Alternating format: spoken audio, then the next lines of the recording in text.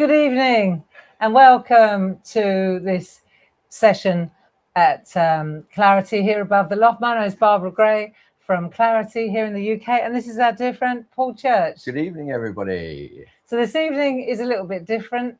We've decided to open a can of peas and to look more at the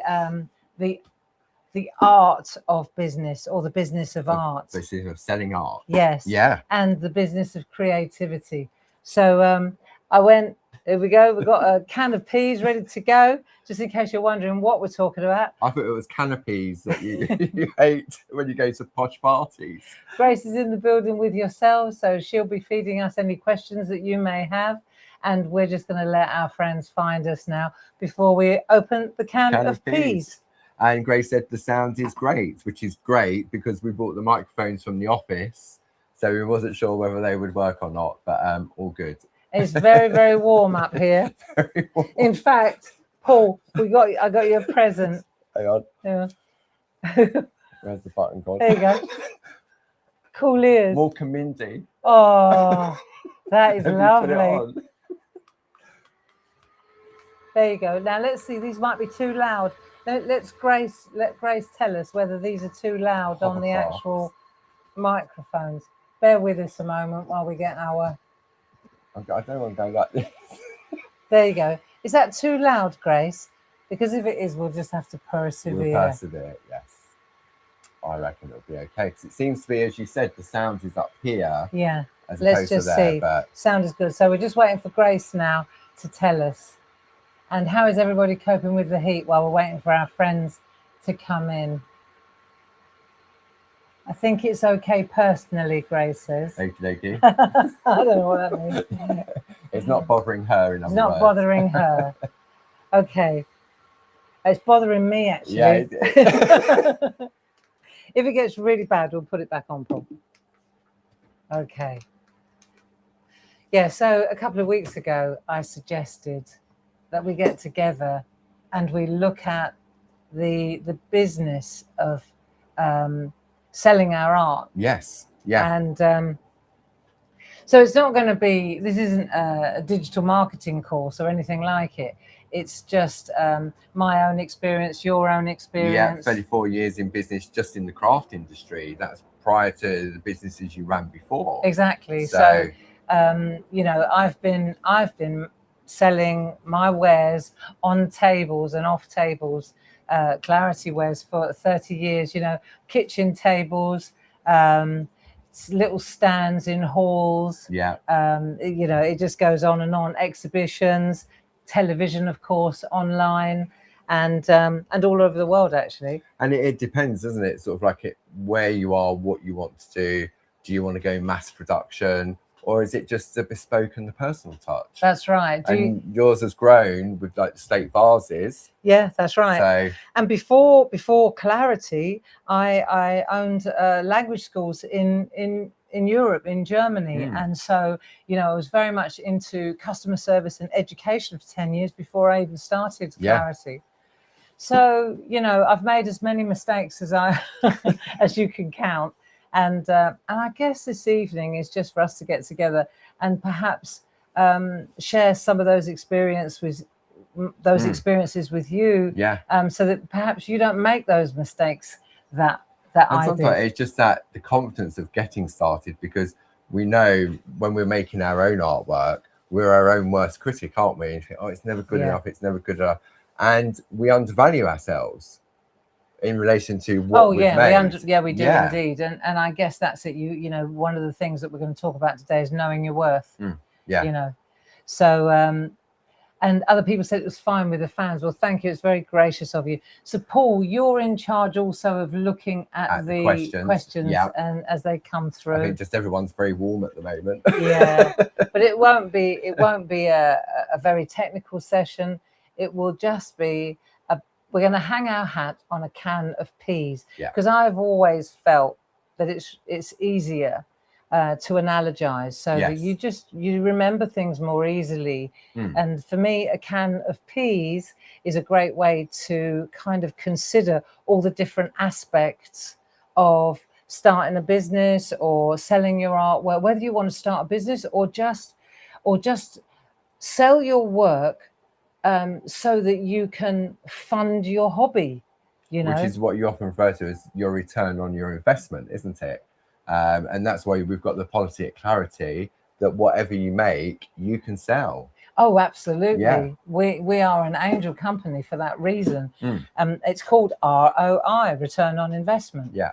And it's funny how so much of our own business, you know, we started doing a course recently, a couple of us at work, and Grace and myself and Jim. Yeah. And it's interesting how much we already know. We just don't know the terminology. Yeah. You know, it's that life experience, isn't it? And to be going so successfully for 34 years just in the craft industry, considering everything that goes on in that industry, and still coming up with new designs, new ideas, and everything else. So you're obviously doing something right. Well, I've got a good team. And I think one of the things that I've always maintained is I'm really happy to have people around me that are better than me. I've never had a problem with that. I don't feel threatened by that at all. It's quite the opposite. I feel really comfortable with people around me that can do a job better than me. You know, we all have our strengths. Our skill strengths, yeah. You know, this is your wheelhouse, this is my wheelhouse. Now you combine all those strengths and then you're cooking with gas. Absolutely. You know. So good. Look, we've got loads of people. I've got no confidence in selling my craft stuff. Melting in Manchester. Well, yeah, melting in Crowborough too. Yeah. Okay, so let's talk about the can of peas. Yes. Yeah, we'll start first of all. I've made some notes so that I don't forget I don't lose my track. You know, and it's interesting.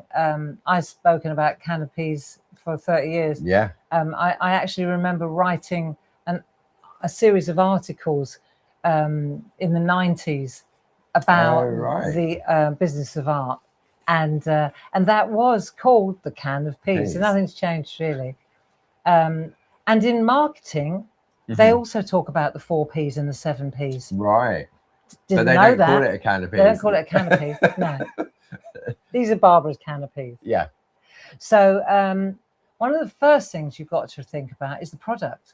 Yes. You know, we'll start with the product. And as we work through our can of peas, questions that you've sent into us, we'll broach those questions, or Grace will feed us the questions if you've got them there. So the first thing, of course, is the product, because everything hinges on what it is you're doing. You're selling. You know, what is it that you want to sell? What is it that you make?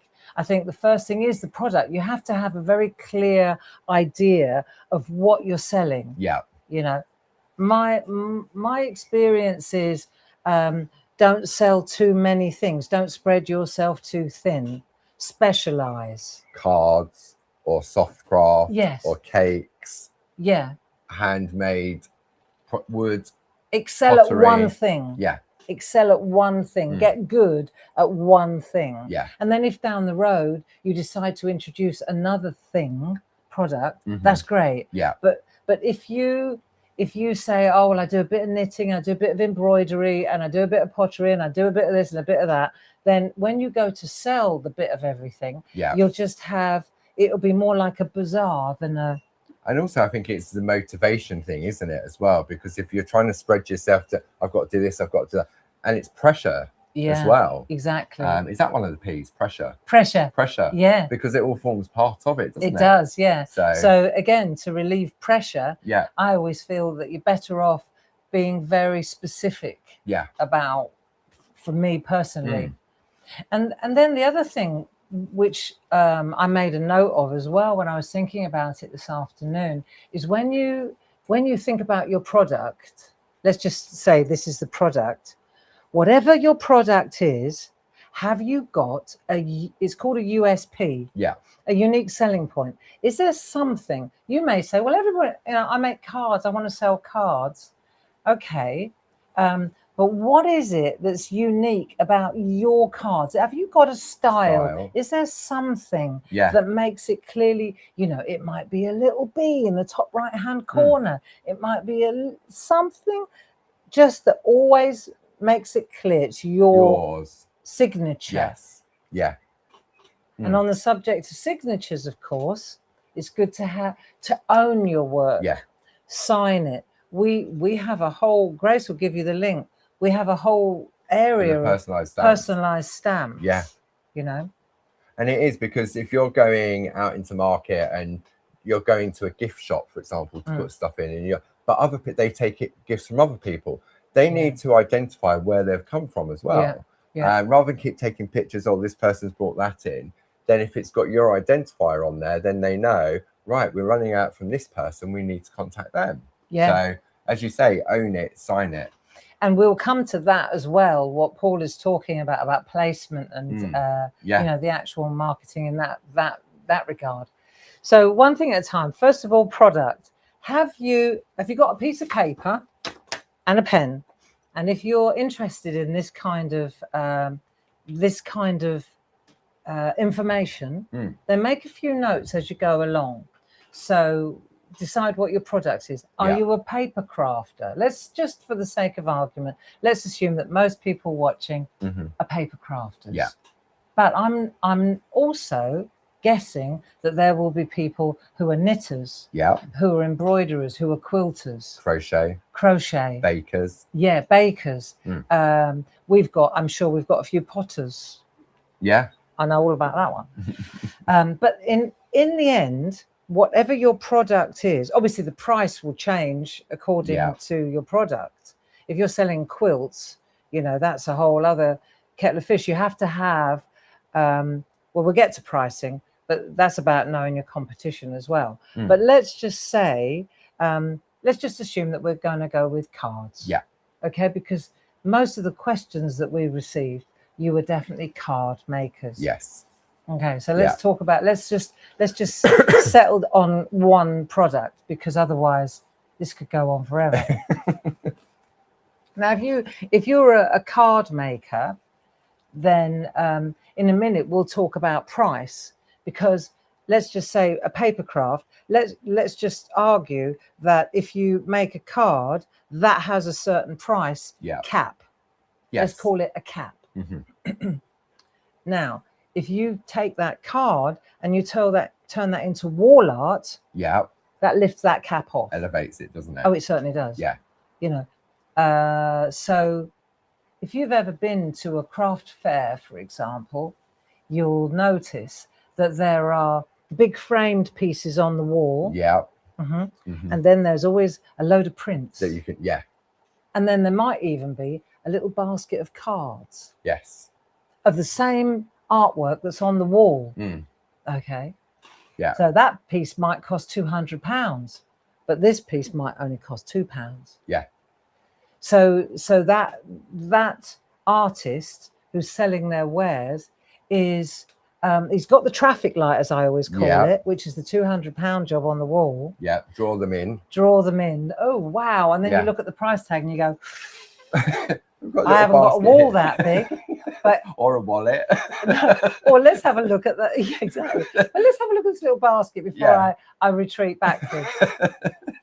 And what you'll find is that person will always have a stack of business cards. Yeah. Or a little thing. Feel free to take one. Feel free to take one. Yeah. So I'm just saying that it will come up again. But when that person comes in, you can change the price of your artwork by the way you present it. Yes. The price, how you present it, is all a can of peas. And we'll come back to that, but it's all about the product to start with. It is. Have you got any questions specifically? So not really in relation to product. It's about sort of like display. I suppose in relation to products, would you do one-offs or would you do batch card making? Now, funny enough, Susan White mentioned that in one of her questions. Yes, that was one of the questions from Susan. So do you do it as a one-off? Or do you make the same card 10 times? Just like we were talking now about the picture, the little cards and the little cards. Yeah. It's that same type of thing, It's the same kind of thing, isn't it? So when because I read that question with interest, and I thought about it. Personally, I would always I always travel in fours anyway. I've always felt, I understand what Sue is saying. If there is a particular design that you really like and it sells, you know, it's popular, then of course you'd have more than one of those. Yeah, I think so. You know, I suppose it depends what facilities you've got to hand as well, because if you want to make them handmade, it's that it goes back to the batch card making as well, doesn't it? And it depends on what type of card you're doing, but it's also whether you can get them printed so that you could put them on the wall, you could sell them as cards, or you could do them as little notelets. Yeah. And I think it also there was a question from, let me find out, it's from a lovely lady, Jackie, about motivation. And I think that all comes into part of that, doesn't it? What motivates you? Do I just do the one-off, or do I enjoy doing loads of the same one sort of thing? So the second thing on my list is purpose. What is the purpose of your making? Why do you make it, and why do you want to sell it? You've got to ask yourself these questions. Do you need to pay the rent? Is that why you want to make your art generate funds, because you actually need to make money? Yes. You know, you need to make money. See, if you're doing that, then you've got to kind of tackle it differently, haven't you? And that's when I would say batch making is great. Yes. And if you down the road you've got a particular design. See, this is it. If you go into printed matter, right, you're carrying the additional cost, aren't you? You're carrying the additional cost. But of course, you've got that multiplicity. You can, you know, it's easy duplication, to repeat isn't it? Yeah. So in answer to Susan's question, whether she would do one-offs or loads of different ones, it depends. I think that's something that you evolve into down the road. Because also it depends on where you're selling as well, doesn't it? That can have that implication as well. But I'd always have 4 of anything that I go to market with. Yeah. 4 would be my magic number. Yeah. If I had a nice card, I'd make it 4 times. Yeah. And the other thing on that subject is also the personalization aspect of it. If with card makers, personalize can of peas. Yeah. Next P, personalization.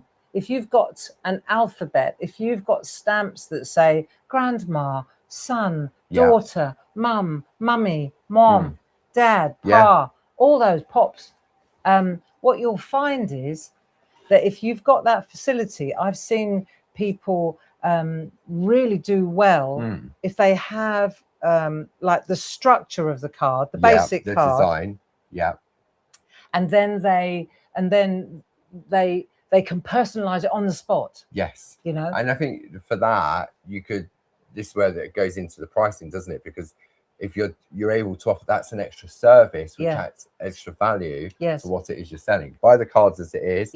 However you want to put this on it, it's an extra fee sort of thing. Yes, exactly. You want me to personalize it, then it costs an extra, you know, £1 per line. Okay, £1 per line inside, and come back in half an hour when I've done it. But take the money before they go, otherwise you they won't come back. Well, you guarantee that they will come back if you take the money. Yeah.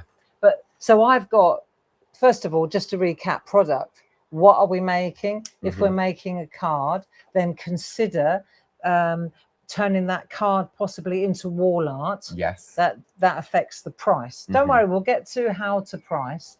Then purpose. Why are you selling? Why are you making it? If you don't want to lose your joy or your P for passion. No. You don't want to lose your P for passion. I mean, sometimes, as you say, it could be that you need to make some extra money to pay some bills or just to get some more product in. But maybe you're just doing it because you enjoy doing it and it's a distraction. So we've got, where was it? From Patsy, about approaching animal rescues. She wants to make for charity. So there's another reason for that. So you feel that if you're going to make a noble reason and give to a charity, should I really charge them for it? It's that type of thing, isn't it? So that you can still get some money to buy more, so you can make more for them as well. Yes. But I know sometimes people that make for charity, they think, oh, I can't charge them, it's for charity. Yes. But you've got to get some money back to buy more card blanks even. Yes. Because if you're doing stamping, the consumable in that respect is the card blank, isn't it? Yes. So, and if you at least get the money, your cost back, the cost of what it costs you. I'm only talking about the charitable cards now. That if you are making for a charity, most people make for charity, and that's their charitable donation. Yeah. But if you want to actually be paid for your charitable gift, if you like, then that's something you'd have to work out with the charity. I've never, I haven't got that experience. I mean, if you enjoy the process, and as you say, you want to be, that would be your donation to them, but you want to just get the cost of your card blanks back, and your envelopes. So therefore, if it costs you £5 for 5 card blanks and envelopes, then you charge whatever it is per card, a nominal fee, and then they can then charge that. Yeah. And then get their money back for the donation. Yeah, I mean that's something that you'd have to negotiate with the charitable organisation, because it will vary from place to place, won't it? But I can't imagine that they wouldn't be happy to give you to make a contribution. To your consumables. Consumables is the word. Yeah, that's right. So we talked about product. We've talked about purpose. You know, again, you don't want to, with this going into mass production or multiple batch making, as you call it. You know, as long as you still enjoy it, because you have to remember why you got into it to begin with. You know, if you aren't enjoying the actual process of making anymore, then you need to stop and look at that, because most of us make cards or craft for a reason. And remember that reason. Remember that reason. Many of us maybe craft because of anxiety or a distraction. For distraction. And the last thing you want to do is create stress in your life. This has to all be, with this can of peas, it has to be very manageable, very realistic. But we'll talk about that more in a minute. The other thing is, who's your target audience? Who are you making for? If, for example, let's say you make baby clothes, you knit baby clothes. Your target audience, just so that it's obvious, is not the babies. No. It's the grandmothers, it's the nannies, it's the aunties, it's the people around the babies. Very much so. You know, and so, you know, it depends where you live. If you live in a hot climate, you know, then knitted goods might not sell so well. Absolutely. It is about location as well, isn't it? And what it is, what it is that you're selling. Where the placement. Say, for example, you live on the coast. Then I'm sure that cards with seagulls and seaside scenes would be popular. Be very popular. You know, if you live in Scotland, then hillsides and glens stags and all of you know, so there is that. There's also a stereotype, isn't there, for sort of different locations. So London, it'd be Big Ben and the Big Wheel type thing, all that type of stuff, that are key things that associate to the area in which you live. And then the other thing about people, who are you selling to? Because this is where a lot of the questions that were posed, it was about who do you sell to? You know, and most of us have gone to fairs. That's really, we've done little stalls. This is where I started out, doing fairs. And the thing about that is, I think times are changing. We have more opportunities now than we did 20, 30 years ago. That is for certain. Right. But say, for example, if we are, and I may be bouncing around a little bit, but it's all part of it, isn't it? Yeah, because you need to sort of know those different elements before. So we've got the product. I'm holding off on the price right now. because we're going to come to that. But we've got the product, we've got the place, let's say, right? But we'll come back to that as well. Purpose as well. We've got the purpose, and now we're looking at the I've lost my thread. The place where we're selling it. The place where we're selling it. Yes. Cool, it's hot in there, isn't it? Let's get some sparkling water. So so the place, and let's say, for example, we go to a fair. Yes. Right. Village fair. That's where you said you started. Village fair. That's where I started. Yeah. So I've got to tell you, right? I'll tell you a story, and you'll learn loads from the story. Do you want some sparkling? Yeah, thank you. Right. You will learn loads from it. So when I started out, I was living in California, and we were selling those rhyme charts. Which, remember, I'd drawn the rhyme charts. So paper craft, and we'd laminated them, and we were doing craft fairs all over Northern California, my brother and I. And this is where we started out. So just this, I couldn't teach you this in any other way. So I signed us up for the Folsom. Folsom is a place, Folsom Prison. People have, we didn't actually go to the prison. That would have been ridiculous. But Folsom is famous for its prison. Yeah. So we went to the annual Folsom Chili Cook-Off. Right. Right. Which was a huge event in Folsom. Yeah. Right. So it draws loads of people. Loads and loads of people. Yeah. So you think, great, right? But I'll say it again slowly. It was the chili cook-off, right? Every other store was selling chili. Chili, hot chili, brown chili, red chili, cold, green chili, chili in a bowl. Yeah. Chili to eat, chili to buy, chili to take home, chili to go. It was chili here. chili. Right. And Dave and Steve and I, we were stood there like two lemons among all these chili selling people with our educational children's alphabet rhyme charts. Right? and we learnt a very valuable lesson. Location. I mean, in the end, Steve and I, we were laughing because he said, well, we could try and sell them as funnels. So, because they were laminated, he said we could roll them up and pretend that you could just funnel the chili down the. I don't think we sold a single one. I wonder why. I tell you why. Wrong location. Yes. And wrong market. Yeah. Wrong people. If you were selling cards with chilies on, little funny chilies, that would have been brilliant. It would. Exactly that. If I'd drawn a blinking chili stamp, with little hats on. Little Mexican chili, we could have had a great day. But our rhyme charts did not sell at the Folsom Chili Cook-Off. Wrong location. Wrong place. Yeah. P for placement. Always important. Yeah. So that was another one, that I learned. And so if you're doing, think about, you got to kind of scope out, do a recce before you go. Yeah. It's a good idea. And there was a question from Jenny, how to explore different outlets for your cards.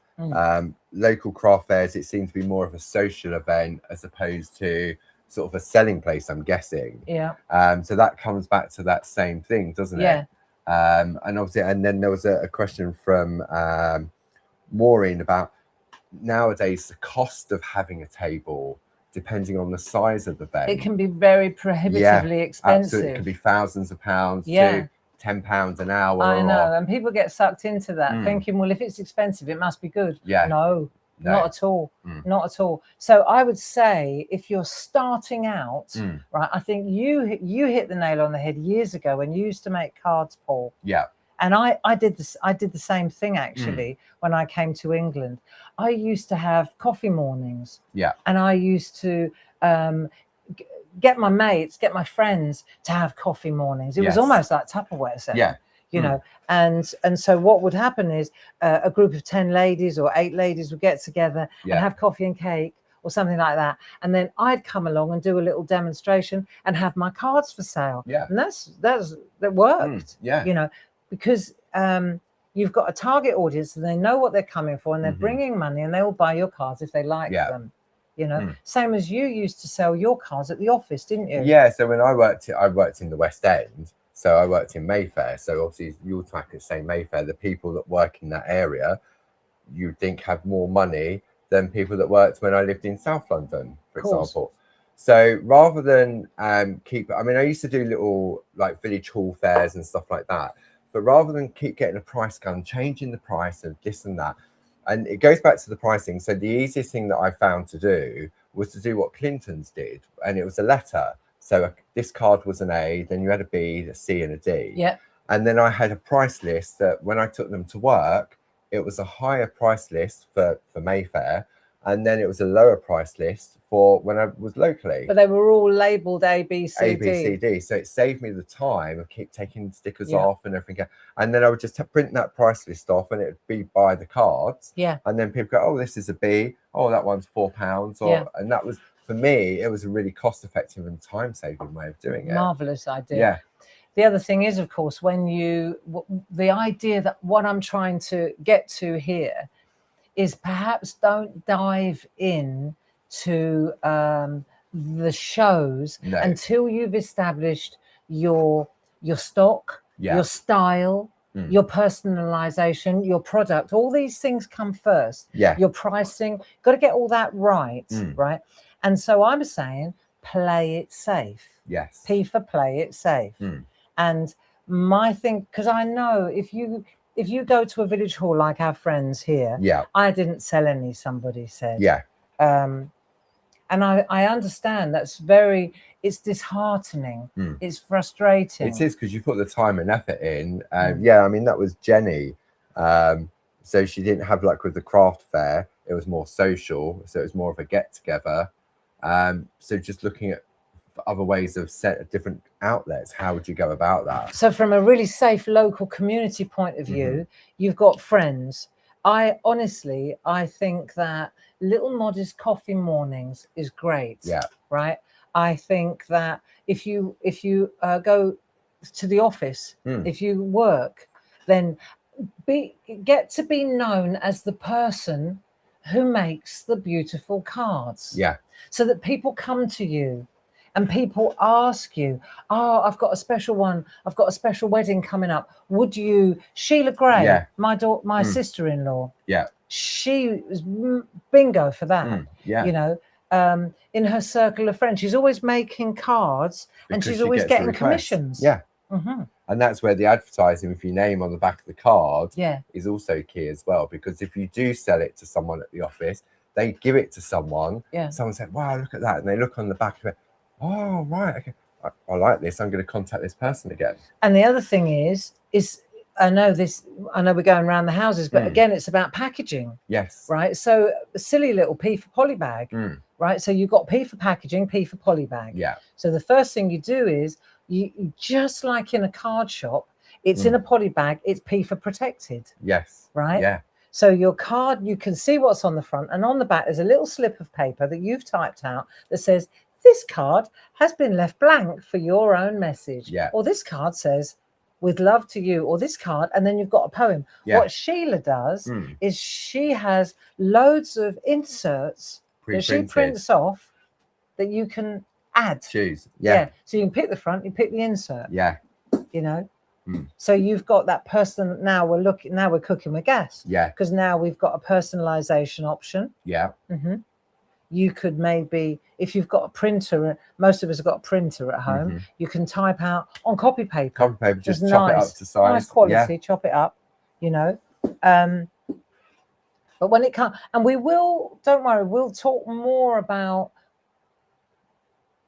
other placement. There are other options. I'm just saying, I know my people. Where to get started. I know you, and I know, because I was you, and I totally get how it feels.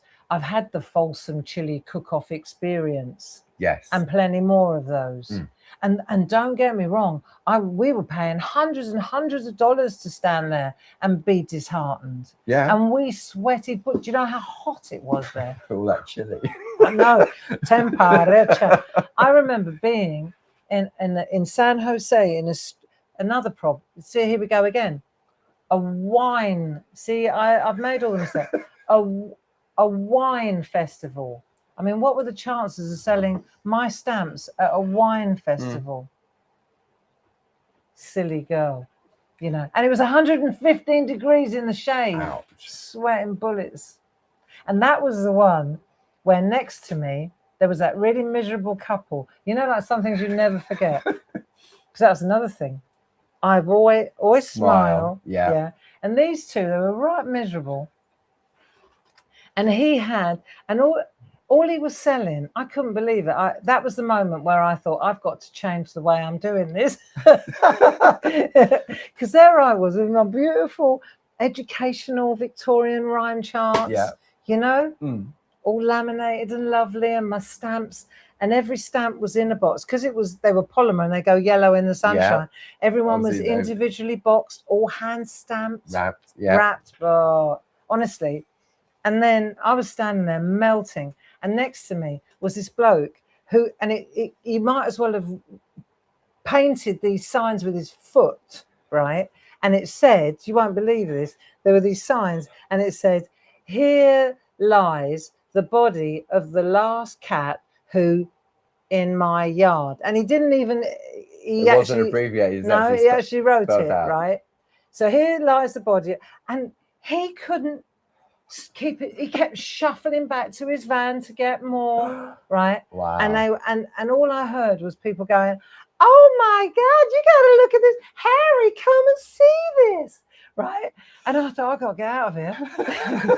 In the end, I just left my stand and went and sat in the van. I couldn't handle it because it was hot. It was humiliating. Gosh. I could do a can of H's. Harry, hot, humiliating, horrific. It was. And he was selling these things hand over fist. Gosh. Yeah, lessons learned. Yeah. So he obviously knew his market then. Well, they were all drunk. They were all half cup. H for half cup. Yeah. Oh. So my point is that you live and learn, you know, and it was like, I'm just suggesting that you think very carefully about where you sell. Yeah, you know, definitely. Because these were my experiences. I could write a book about. Anyway, and then there was the anyway. But talking about, let's go back to our list. So we know what the product is. Yeah. We know the purpose. We don't want to lose our passion. No, right? Definitely not. The people we're thinking, and that's where. Am I going to a wine places? Where am I going to find my people? Yeah. I'm going to find my people to begin with gently. It's normally friends and family. There you go. Friends, family. Yeah. You know, that's where you find your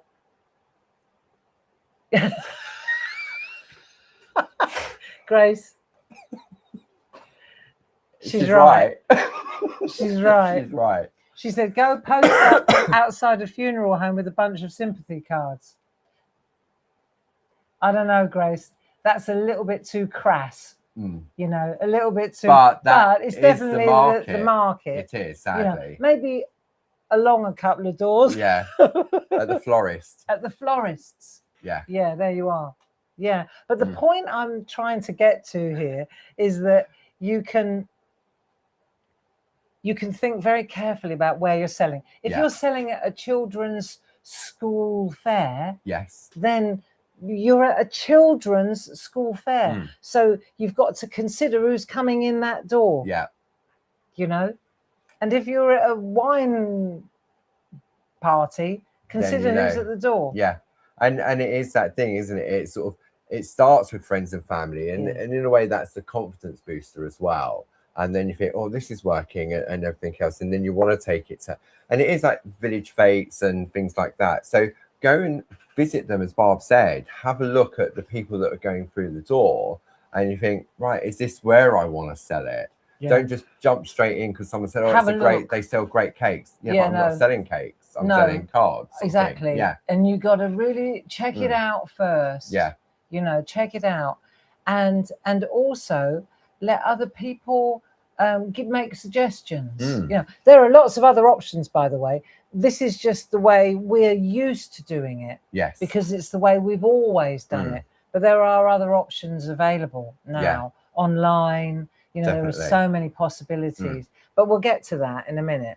Right, so we've done, we're at the people and the place. Now the next one on my list, and I'm sure most of the questions will be about this, price.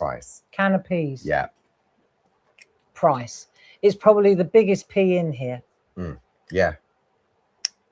that it is. And that depends entirely on the P for product.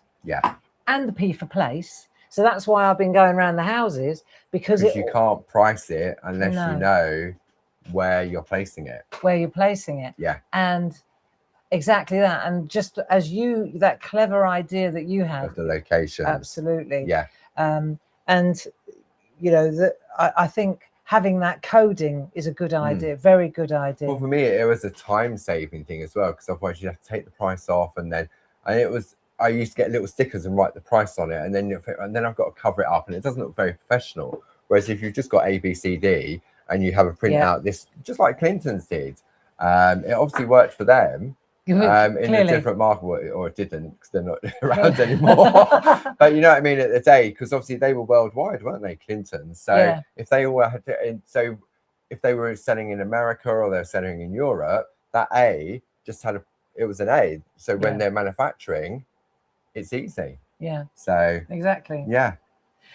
So now let's take a look at the price. So many of you're not sure how to price your product. I think a lot of that comes from an innate lack of confidence as well. These are the things that kind of hamper us. Is one, you know, we always underestimate our own potential, potential.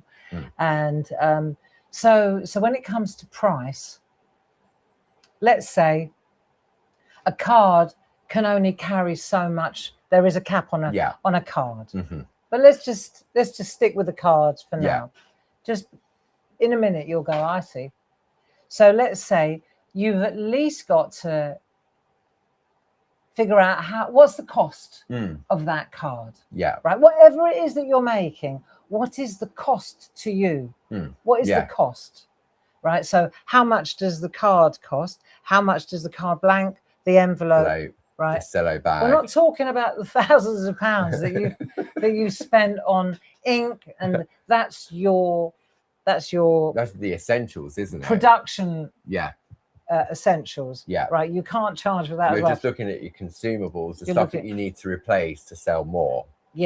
But having said that, right, if you have to know your worth always at the back of your mind. If ever you are selling anything, pretend I'm on your shoulder and I'm whispering in your ear, know your worth, right?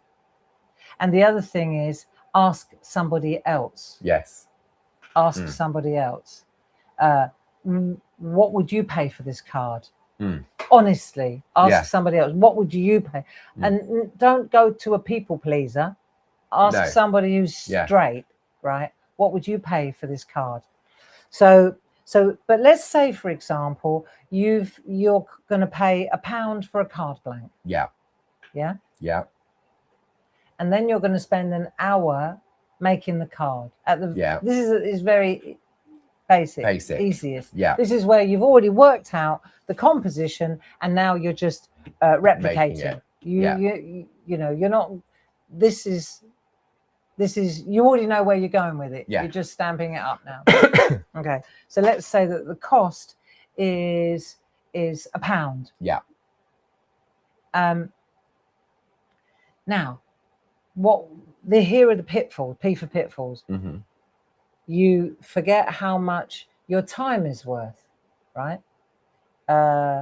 You think, right, if I sell these for £1, at least I get my money back. It'll make you feel good for a while. Until somebody comes along and goes, I love them, I'll have 20 of them. And then you think, oh no, now I've really shot myself. Take me an hour to make those 20 hours for 20 quid. And actually, you haven't made any P for profit. And then you think, what's the point? Precisely.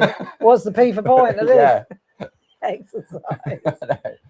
Because it becomes a chore then, doesn't it? And it goes back to that purpose. It becomes, why am I doing this? So why don't we work it backwards?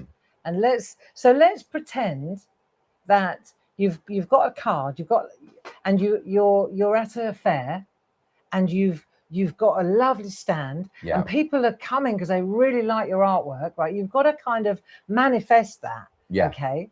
And we will talk about presentation as well, because that has all that has to do with marketing. A few questions on that, you know. But let's say, for example, a gallery comes along, and you've taken on board what Paul and I have talked about cards and wall art. Okay, and you've got your cards there they cost you £1.50 to make, right? And you've got them there for £3. You think that's fair enough? I've doubled my money, right? Cool. Okay, so now the gallery owner comes along, or the shopkeeper says, I love your cards. I really like them. I'd like to put them in my shop. I think they'd sell really well. And you'll be so excited and so flattered that a shopkeeper actually wants to put them in their shop. Okay. Now that shopkeeper, whenever a shopkeeper talks to you, you've got to know what's coming out of his mouth really is, and I want half. I want half of your price. So if you have priced it up at £3, he only wants to, or she only wants to give you £1.50 for it. Because he wants to sell them for £3 and make his money. So he wants to sell them for £3, right? So he only wants to give you £1.50. So, but out of your £1.50, you've got to make it for £1.50. So you end up being a busy fool, and the shopkeeper is making the money. Then exactly, rubbing his hands. He's laughing his head off because he hasn't even had to make it. No, he's got you making it, and you're making it basically for free. And then add to that, the shopkeeper says, I tell you what I'll do. I'll put them in my shop, and then when I sell them, then I'll pay you. It's called sale or return. So that I learned that one very, very quickly. When a shopkeeper comes and says, I love your work, I'm going to put that in my shop. If you let me. It's very flattering. It's all very flattering. And you think, crikey, that's exciting. But just bear in mind that what that shopkeeper may, not all of them, but may well be saying, right, is I want half, and I only want to pay you when I need more. So at that point in time, you are not making any money, and all your stock is in his shop. True. It is true. It is true. I know. I've been there. I've been there. And it is because you've got your overhead yourself, which is, as Barb said, it's like the cost of materials, your time, and everything else. But in a way that you don't have a value to it. But as soon as you start selling it to the shopkeeper, he's got the rent to pay, he's got staff to pay, he's got their... So that's why he wants that half of that price that you're selling it for, because he's got those bills to pay. You haven't really got the bills to pay because they're just in your everyday living, aren't they? That's right. So you think, well, I make mine in my spare room, so there's not that cost. But actually, yes, there is. There is, there is. Oh, well, he's got the electric and I have it. Oh, well, yes, you have. You still have bills to pay too. So I'm not saying, or maybe I am, don't be flattered by gallery owners or shopkeepers. Okay. And I mean that in the nicest possible way, because it's a false friend sometimes. I'm not saying that they're all like that. And there is, of course, the other factor is that it's great exposure. But then Mrs. Cynical says, but exposure won't pay my bills. So you've got to kind of weigh that up, you know. There was a question. Let me see if I can just saying, you know. Now, if you were having a coffee morning or you were selling at the office, that's direct. That's straight to you. You know, makes a big difference. Makes a big difference. Of course, if you had say there's a gallery in your village that's really exclusive and everybody is very busy, it's got a great reputation, then you may think to yourself, and this is the way to tackle it in your head, that is promotion, P for promotion. that is a completely different thing. Don't even think of it as profitable, think of it as promotional. And then you may be quite happy to have your work in that shop. It could be Harrods. Some people would pay to put their product in Harrods just to be able to say, I got my product in Harrods. Yeah. My cars are in Liberties. I've never actually been paid a penny by Liberties, but they sell my cars. Yeah, they sell them, but I don't get anything for them. No, but the point I'm making is that It's endorsement, that third party endorsement is really, so now you've got to think, okay, so that beautiful, exclusive little gift shop in our town. Yeah. As long as you control the stock. Yes. And you make sure that you don't deplete your stock and that you do get some money back. I mean, it goes back. I mean, Jenny was saying about how to explore different outlets for your cards and the local sort of shops. I mean, in Tunbridge Wells, you've got the Pantiles. There's all the little bespoke gift shops. Maybe you're in a location like on the coast where there's tourists. So if you're going to go into a gift shop to see if they're interested in buying your cards to sell, then you need to have at the back of mind exactly what Barb's saying, that if you think you would sell your card for £3, 9 times out of 10, he's good, or she will say to you, yeah, but I'm only going to give you £1.50. So if you've based that on it's cost you £1.50, so it's one of those things to factor in if you're going to go into the little gift shops to put that price up. Yes, exactly. And you need to have a healthy multiplier. This is my point. You need to have a healthy multiplier before you even go. And this is where Paul's idea of the coded cards comes in. So if you're having a coffee morning, out comes that price list. If you're having a sale where you could be exposed to those kind of potential buyers, then you bring out that price list. Because you have to factor in what I'm going to call a healthy multiplier. Yes. And if you do decide to go down the route, so on cards, because we're only looking at £1, £3, £4. I mean, some of the parchment art, you could spend. There was a question from Patricia. Art. How much do I charge for parchment cards, and how do I go about selling them? And Patricia's in Sheffield. Niche. Yeah, you see, so to my mind, beautiful parchment. It's You'll got never to get be, the money back for the time spent, will you? But, and you're going to shout me down on this, but I always have said, I've always felt that parchment art is something you should be charging £7, £8, £9, £10 for parchment art. I do think so. You know, for a beautiful wedding card, a parchment wedding card. If it's like a one-off for a wedding like that, it's got to be 10, more than 10, 12. You know, I do think you've got to know.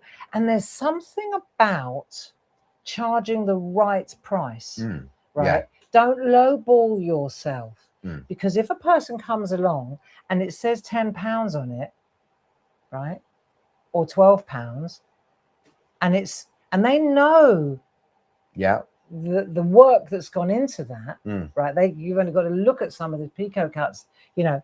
Then when it's beautifully presented, I know that people will pay it. And it adds value to it. So say, for example, my pottery. I'm going to digress now. So my pottery. If you come to the open days, you know that I sell my pottery at the open days. And I've really struggled. I don't have a problem with pricing for clarity because I've been doing it for 30 years. I know what my costs are. You know, sometimes Paul will come to me and say, what are we charging for this product? And what's my first question every time? What's it cost? What's the cost to us? So as soon as I know the cost, then I have to work it backwards. But when it came to my pottery, it was new territory for me. Very new territory. And I've spent thousands on tooling up, you know. And then people started wanting to buy it. And I was very nervous about it. My confidence wasn't there, you know. I hadn't built my confidence. And And then I lent into Grace. I relied on when you Grace a first did lot, it, yeah. you know. And I remember saying to Grace, you know, she said, right, we're going to play a game, Mum. And she'd be in New York and I'd be in my shed downstairs. And for example, this would be my pottery, and I'd put a price on the bottom. Yeah. And Grace would do a Zoom or a FaceTime, and I'd show her the pottery, and then I'd show her the price, and she'd go, and I think she'd go too low, too low, too low, too low, right, too low, because I was pretty much giving it away. You know, because I it's that low self-esteem thing, low isn't self-esteem, and it's that labor intensity of it. I mean, you've got the materials. I mean, obviously you've got your kiln and everything else. It isn't even factored in to the price on that. And with the pottery, like the parchment, in a way, it's that time involved to get into that end result.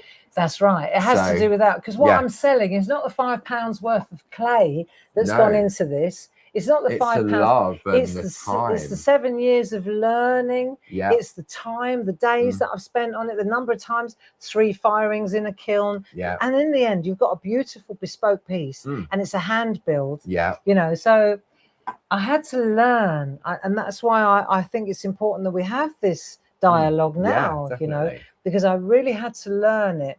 And there will be people that come to the open days, and they see my raku pottery and they think, oh, that's expensive. Yeah. And I will say to them, "You ready? It costs this much because it takes me blaming hours." I wondered what that noise was over the other side of the hall. No, it is. You've got to remember that you're not just selling the material. You know what I'm saying about the cost of the card. You're selling the whole, the experience. Yeah. You know, that piece of you. I've always believed when you buy a piece of artwork, you're buying somebody's energy. You're buying somebody's, you know, when you meet people that are really gorgeous and lovely, and, you know, I want a piece of their energy, and I buy their artwork. And I think Grace said there in the chat about sort of we don't value it ourselves, and it's the fear of not selling it. Nobody's going to buy it as well. That plays a big part of that. But when it's too cheap, people won't buy it. No, they think, well, that's shit. Oh, only selling that for £1. Oh, yeah, and I have to say, and it was a real learning curve for me with my pottery. Yeah. Because I'm so used to being generous. Yeah. And saying, oh, it's £50, but you can have it for 40. Because that would be my you know, that's just the way I am. Yeah. You know.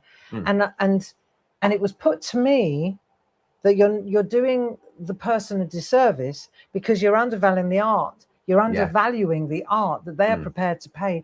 They want that bespoke piece of beautiful, expensive pottery. And then I think to myself, they're absolutely right, because I've bought really expensive artwork from other artists. Because you want a piece of them. And I know exactly how much I paid for it as well. Yeah. And that's how much I value that art. Yeah. You know? And also, I mean, it's sort of the same type of thing. So like, Maddie was saying, like making a wedding card for somebody in parchment craft, and so you sell it to say £10 or whatever, and someone loves it. Maybe they've never seen parchment craft before, and they say, "Oh, my daughter's getting married. Would you do the wedding invites?" Yes. And that's one of the great things about Groovy, is that it's easy to replicate the initial line art, isn't it, with ease?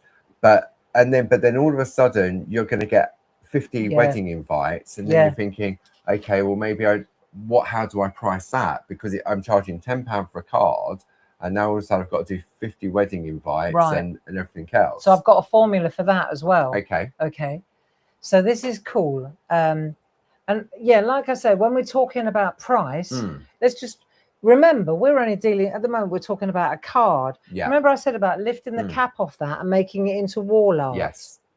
Okay. So again, if you go back to that gallery owner that comes in and wants half, right?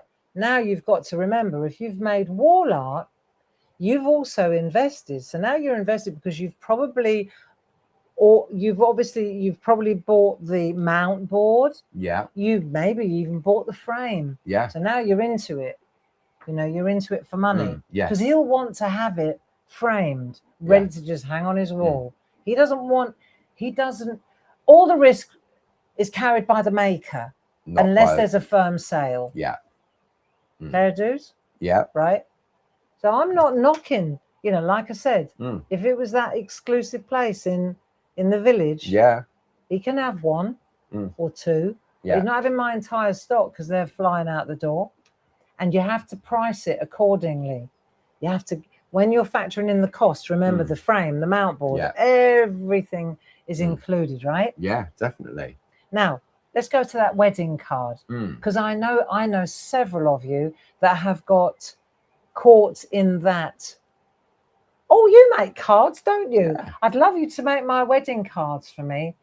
Bang, you're flattered, you're nervous, you think, oh no, etc. Yeah. And then they say, yes, we need 100 of them. Or 200 of them. Someone said, right. So let's write down this word, smart. I'm gonna say smart. Right. Okay. SMART. Let's talk about that, because I'm going to use this as an acronym. Yes. Okay. So, or an antonym. Sorry, my bad. An acronym. Not an anagram, no, it isn't. No, it's an acronym. Sorry, he's getting to me. It's an acronym. In other words, each letter stands for something. Yes. Right. It's an acronym. Now, S stands for, let's call it specific. Right. Right. Okay. S stands for specific. So that means when you take, let's call this a commission. Yeah. Right. Then S stands for specific. Specs. Now you got to spend a little bit of time. This all costs money. You're going to spend a little time with the bride. Yeah. Usually it's the bride that deals with this, right? So you're going to spend time with her, and you're going to be very specific about what she wants. Yeah. Very specific. Ask her what colors she'd like. Ask her what style she'd like. What kind of card. Ask her to show you some examples online of what she really loves. Yes. This is really key. Okay. So S, smart, specs, specifications. Be very specific. Right. Next thing. I'm going to throw this one in only because I've had this experience with it. Yeah. One prototype. You're going to mock up one prototype. One. You're not going to make all 100 of them. Then she comes along and goes, I don't like that colour. No, it's not the 24th, it's the 25th. You make one, right? Now, this is all your time, but it's a big contract. Yeah. So it's fair dues, isn't it? It is, yeah. You have to, sometimes you have to speculate to accumulate and all that.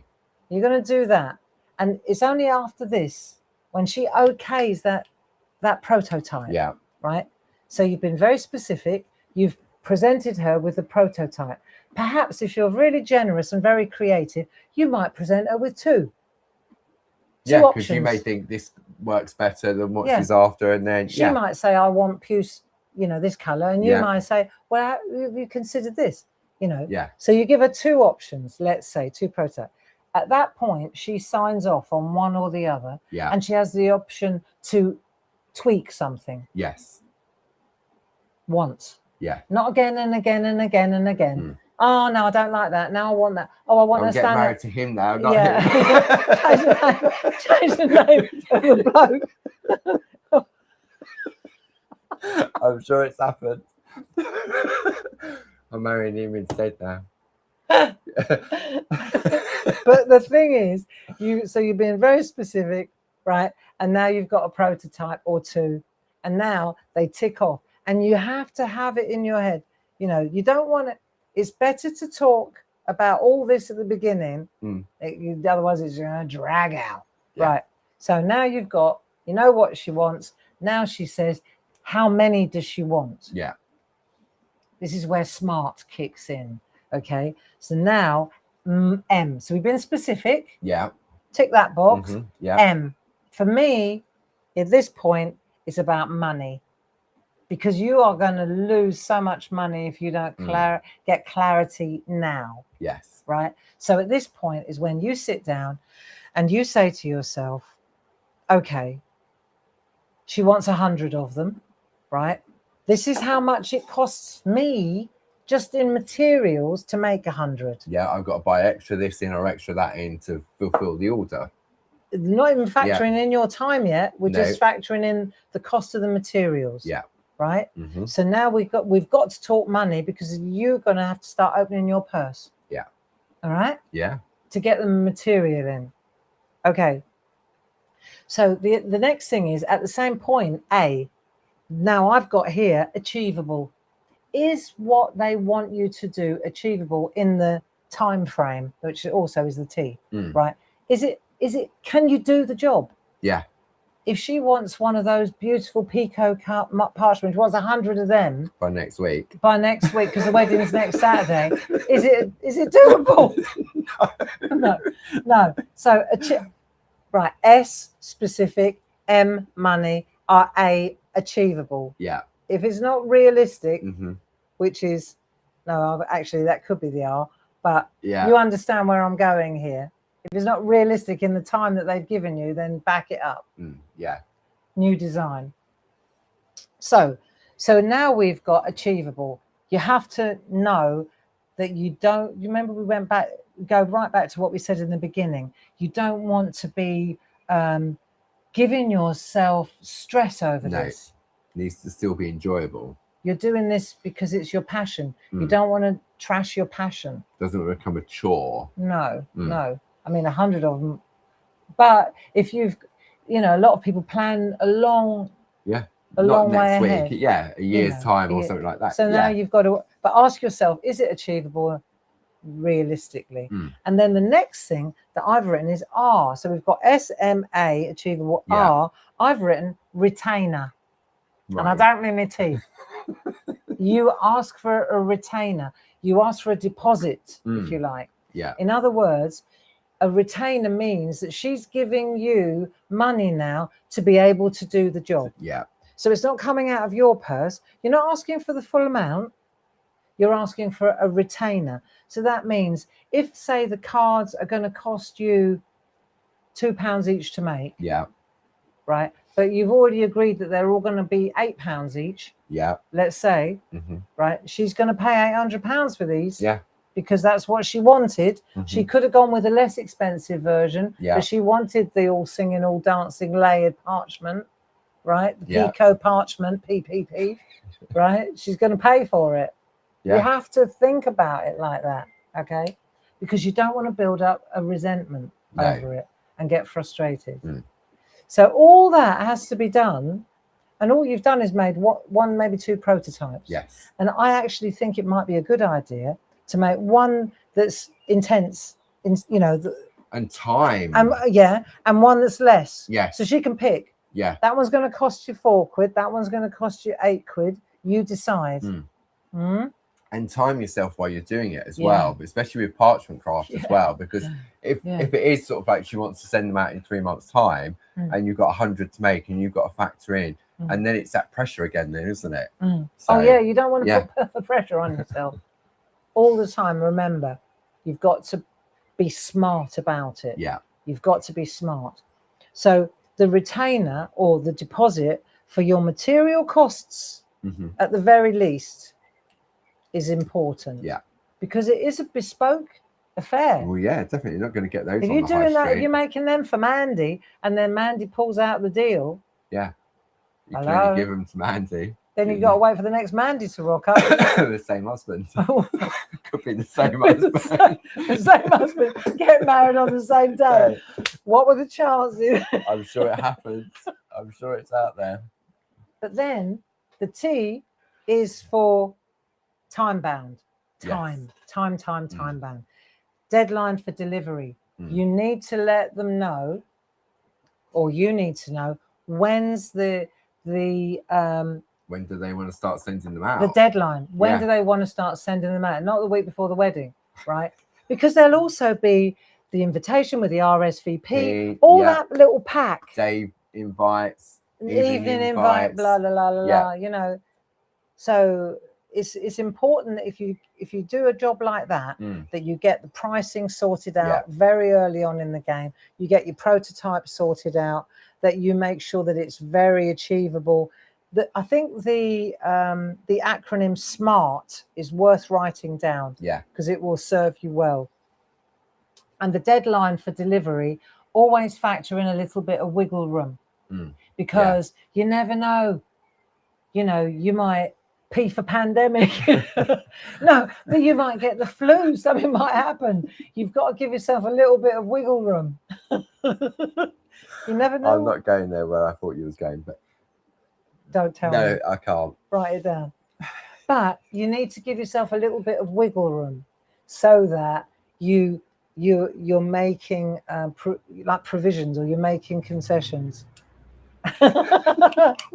No, it could happen. Gracie just sent me a really interesting one, and it is exactly in a nutshell. CYA, which stands for cover your ass. Right? And it's exactly that. You need to CYA all the way on this. Because especially with bespoke things like this as well. Definitely. With bespoke things like that, when you're taking on a big commission, just be sure that you're not going to catch a cold on it. That's it, isn't it? So smart's good. Smart's good. Right, so that was pretty much what I wanted to say about price. Can I just look at my notes? Yeah, of course you can. You ask a question while I look at my notes. So we've had a look at pricing and sort of depending on the area that you're in and the market and everything and what it is you're making. So one of the other questions that came up a lot, so it came up from Thelma, it came up from Julie, display, presentation. So if you're going to do a craft fair, do you put them in cello bags? Do you not put them in cello bags? Do you put them in a box that people can rifle through? Do you have little stands that you can put them on? And it's all about that, isn't it? Because if you've got that wow factor, if you've got that wow factor when someone's walking around a hall or whatever it is, and you've got this beautiful display, they're going to be drawn into that just to see what it is. Well, I spent a lot of money on my display units. They were glass with chrome. You know, when I was selling slate vases, I remember spending a fortune on these beautiful chrome, and they served me well. And what they do is they rise it off the table. They're risers. So when people, if you're on a tabletop, rise, you get them at all different heights. If you were at the open days, you'll see that my pottery was all staggered, all different heights, up, down, different widths. You can get loads of these, different sizes, and they're very elegant. And then these, they are very good for display, whether it be a price list, whether it be the product, so it could be cards, it could be cakes, it could be anything, couldn't it? With the risers. Business cards. You know, these little this is all very practical, but it's really important when you're displaying. I think that if you look here, for example, these, if I just move that out of the way, right. You do that, you see, you can, because we sell these. Yes, we do. You can put a cushion on that. Because you've just, if you've done like a little embroidery, you see what cushion, I mean, or tapestry, you can shuffle this in, and you can change this depth. So it's really practical for cards, for pictures, for framed pictures. We've got the larger ones that are up here for the big. Maybe do little canvas pieces. art. Exactly. And you know, this is the point. Always have a thought. Sometimes you'll make a piece of artwork, and you're thinking card, and then just remember that little voice in your head. It's got my tone, and it says, "But would it make nice wall art?" And the minute it makes wall art, up goes the price. Up on the wall. Up on the wall, up on the price. I think so. Yeah, Lillian says she doesn't sell because it's too stressful. I absolutely get that. Yeah. But we've had a lot of people requesting information like this. So if we go back to our canopies, Yeah. have you got anything? There's a text from Grace. Did you see Pauline's suggestion about creating framed artwork over cards? I think doing both is smart. Not everyone does cards anymore, but artwork tends to be valued. That's exactly what we've been saying. Said, yeah. Yeah. So, because if we're making it, it's that bridge to art that you've been going on for the past few months. Precisely. Now, about whatever you're making, the only thing that turns it into a card is the card blank. Yeah. That's the only thing. Put it into a picture frame. It's the same piece of artwork, but it's now a picture. Absolutely. I've got loads of pieces. I mean, these pieces here, remember what we did in the... On the online workshop. On the online workshops. Yeah. Look, these would be beautiful to sell, you know? Absolutely. Exactly. These are not cards. No. This is wall art. Yeah. You know? And so, and these canvas boards, we sell those. Yeah. And they're not expensive. No, and we did them in the different sizes. So maybe you've done like a small piece of artwork and you think, you know what? And then you put it onto a canvas. Or even if you put it onto, we've got the black card mounts as well now, haven't we? Yeah. That heavy duty black card. You put it on there and it's a picture. But if you put it onto a mount board, canvas board, right, like this, it's instant and it really changes the price. Yeah. And what you haven't got to worry about is the glass, the frame. No. It's done. Absolutely. Polybag that. Yeah. Code it on the back. Sell them the stand to go with it. Yeah. The display. Beautiful. Yeah. Lovely wedding gift, I'd say. Yeah. You know, but again, canvas boards are a great one for that, aren't they? Yes. You know, they're good for that. Definitely. And then, of course, you've got cards as well. Yeah. You know, you can make the little cards with the dies if you wanted to. There's three things, isn't it? The wall art to bring people in, then your cards, and then your little notelets or your little tags. Precisely. Yeah. So let me just go back to my list here, right? Payment. Yes. Okay, so we've talked about price. I think we've talked about price, right? Yes. I think it is. I mean, we can't say to you, oh, you've got to sell your card for £2.99, you've got to sell yours for £5. We can't where you live. do that. Yeah. And so I think, and what in the early part of the session, it's sort of like ask friends, ask family. Yeah. What would you pay? Yeah. And as Barb said, don't go to people that say, oh, I think you should charge £10 when you know that you probably wouldn't get £10 for it. And also, if there are other craft fairs going on, do your research. See with other people. Them. Yeah. See, go into the little gift shops and say, and you look at it. I've often been into a little gift shop in the high street in Tunbridge Wells, and you think, you know what, I could make that, and they're charging £10 for it. Yeah, I know, but you didn't. No, but I didn't, because But you didn't. But I didn't. But it gives me an idea on what it should be. One of the things that it says on mine here. Hang on a minute. Look. And if someone tells you I could make that myself, just smile and say, yeah, perhaps you could, but you didn't. but it's a nice way of sort of getting an idea of pricing. It is. Go to the gift shops and sound them out. Sound out the prices. Just look what's on their stands and see what they charge. Yeah. But let's go back again to presentation. Yes. The first thing is, and you'll remember this from the 70s, eye level is bi level. Do you remember that? No, I can't remember where it comes from. But everybody always said eye level is bi level. If you can see it, you're not looking down at it. You've got to raise it up, bring it up. Yeah. I mean, we had a battle getting those bookshelves to so that those 6 mugs were at eye level. Yeah. If you came to the open days, you will have noticed there were 2 Billy bookshelves. Cool, we had a battle getting them in the building, didn't we? Just because Barbara said eye level is by I need those 6 mugs at that height. And they needed to be on that type of shelving as opposed to the racking. White. Yeah. Very presentation. Clean. Yeah. Yeah. Clean. Yeah. Not busy. No. It's either use black or white. Because you're selling colour. Yes. You have to be very careful. A pink tablecloth might really kill what you're selling unless all your cards are pink and you're going in as the pink lady. Designer, right? Yeah. Then go for it. That's your styling then, isn't that's it? your USP. Yeah. Oh, did you see that lovely pink stand? It was amazing. Yeah. You know, I've been to beautiful exhibitions, but then everything has to be tone in tone. Yeah. You know, then your stand is an extension of your design. Yeah. That's how you got to think of it.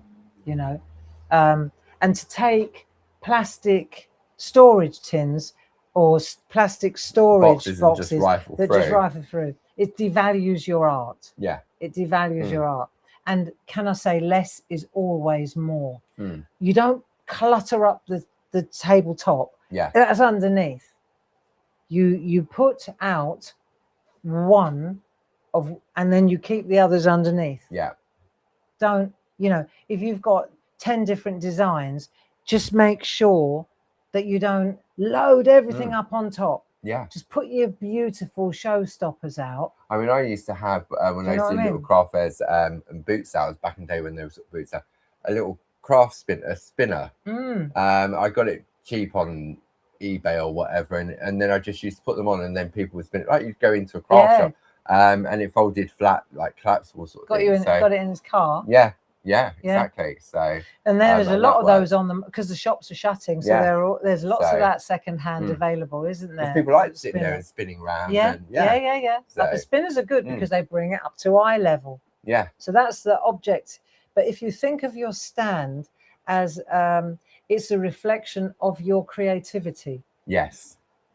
So if you bring an old tablecloth or an old plastic tablecloth and plastic bins, that doesn't bode well for your artwork, really. Isn't it? Yeah. Okay, so let's have a look. Now, the next thing I wanted to talk about was payment. Yeah. It's not just about the price, it's about how to accept payment, you know? So I learned from experience. I mean, at the open days, it's a different ball game. But I learned from experience in a public place. Yeah. You should always really keep, like a fanny pack or a money belt. Yeah. You know, only because I do think so. If you need to go to the toilet or something like that, or especially if you're doing it on your own, as well. I just know from experience, it's a good idea to keep cash on your body. Yeah. You know, just what I've learned. Now, there's another thing that's nowadays, and I actually, in order to be able to talk about it today, this evening, I did it at the open days. I signed up, I did my research, and I decided to sign up for SumUp. Yeah. So that for card payments. Because most people are card payments now. I think since COVID, a lot of people has gone to cards and cash rather than cash. And you can get SumUp, and you can get a card reader. Yeah. So you got a little card reader. Or like I did, I had it on my phone. Yeah. And it was great. People just you see it, they tap their card on your phone. I'm sure you've paid for things like that at craft fairs. Yeah. And it goes straight into an account. We had a bit of a glitch on the Saturday, didn't we? We did. But it all worked Technical out. issues. It wasn't us. No. It was them. Yeah. But it, you know, it was the first day I'd done it, and I think. And there's also, I mean, there are other sort of obviously companies out there that offer that service and everything else. SumUp is from what I'm looked at the reviews, it is the best one. Yeah. So if you're thinking about having, going public with your artwork, then just look into SumUp.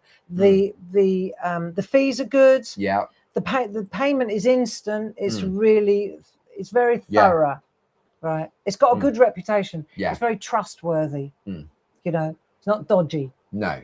And it is because it's your money at the end of the day. Well, that's what it's all about. Yeah. At the end of the day, you're trying to, you worry so much about the price and you forget about the payment. Yeah. So cash is king on your person. Yeah. And then I think to have and it works on iPhones. It works on. It'll be on all your phones, Androids as well.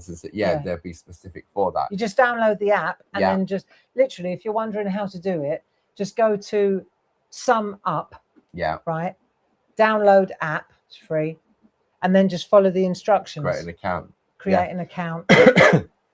and then use your card to check it. Yeah.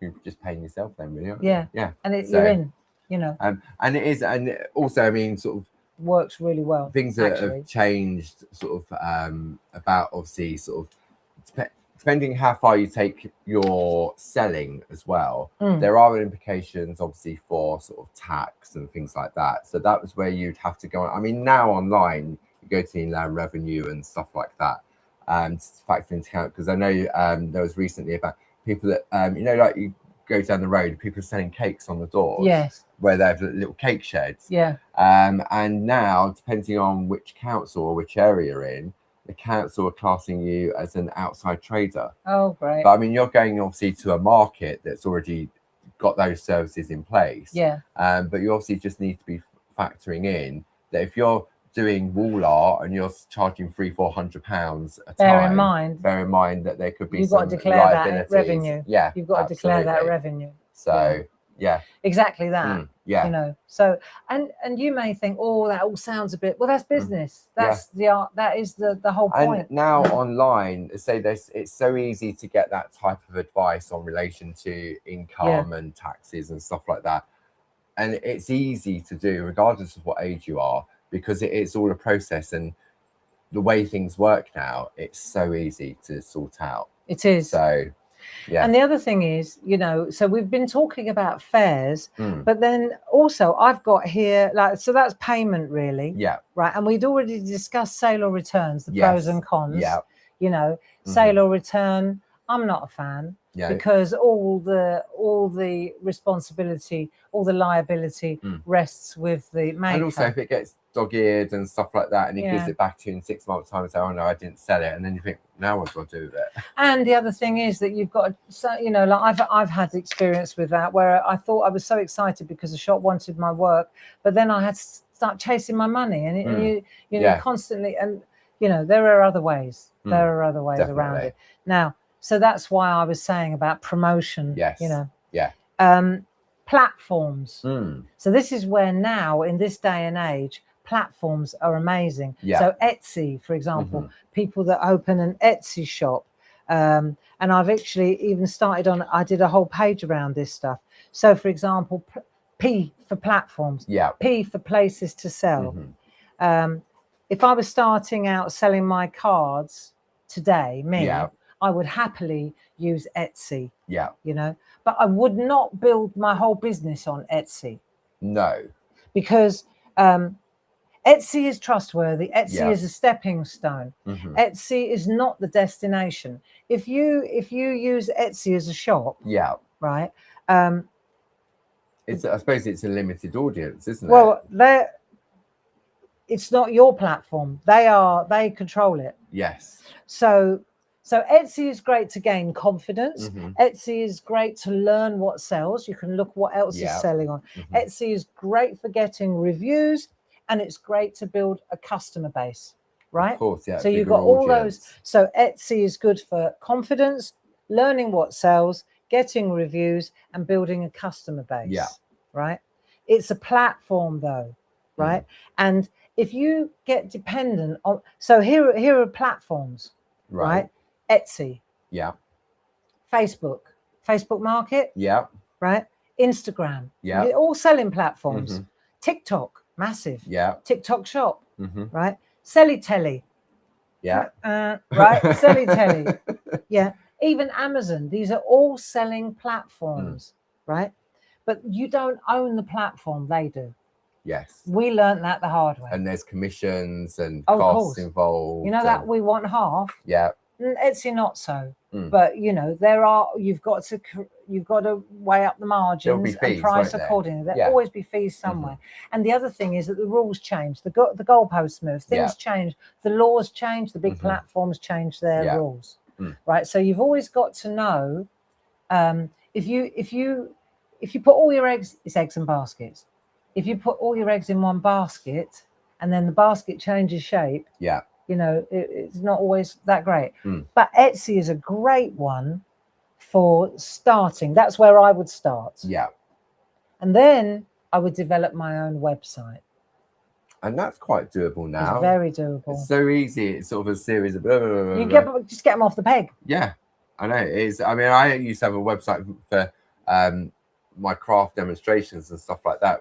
It was more a blog sort of thing, but it was a proper domain. And it was so complicated. I mean, I wasn't selling anything on it. It was just advertising where I was and stuff like that. And that was so complicated. But now, literally, you can buy a website, put a few pictures in, put some prices in, job done. Yeah, it is that good. And it's quite, it's very achievable. Yeah. You know, and maybe if you're, I find that kind of thing challenging and I quite enjoy doing it. Yeah. You know, but that's what I'm saying is that Etsy may be a great starter. You don't have to leave your house to do Etsy. Yeah. This is the one. If we, you know, if you're not keen on, you know, public performative stuff, you know, then perhaps Etsy, and you know, you could get one of your friends to help you.